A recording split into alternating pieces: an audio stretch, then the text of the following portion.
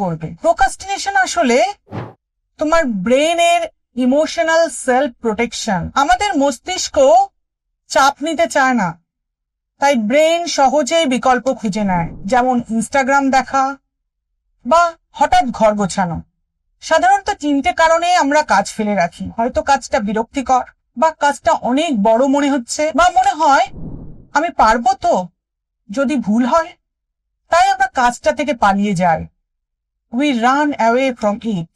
কিন্তু যত ফেলে রাখি তত কাজটা আরো ভারী লাগে, ঠিক যেন একটা ভারী ব্যাগ পিঠে নিয়ে ঘুরে বেড়ানো। সময় যত বাড়ে কষ্ট আরো বাড়ে। তাহলে এর থেকে ছুটি পাওয়ার উপায় কি?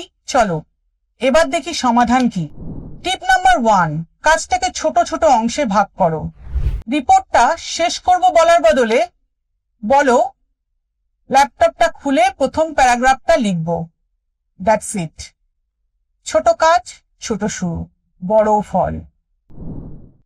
টিপ নাম্বার 2, টাইমার সেট করো। পোমোডোরো পদ্ধতি অ্যাপ্লাই করো।